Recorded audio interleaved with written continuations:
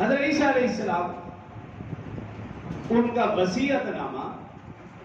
اس کے اندر یہ بات درج تھی، وہ فرمایا کرتے تھے کہ کل کی فکر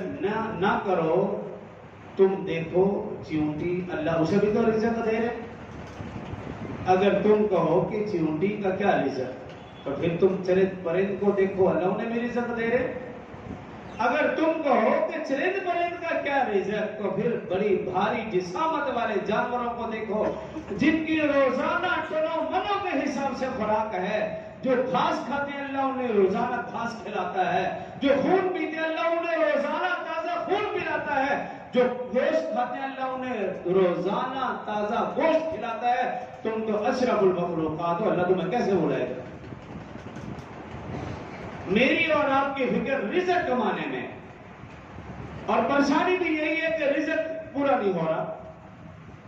حالانکہ وَمَا مِن دَابَّةٍ إِلَّا عَلَى اللَّهِ رِزْقُهَا 12ویں سپارے کی پہلی آیت اللہ فرما رہے ہیں رزق میرے ذمہ، یہ میں ہر حالت میں ہر صورت میں رزق دے کے رہوں گا۔ ہمیں تو ٹینشن ہونی نہیں چاہیے،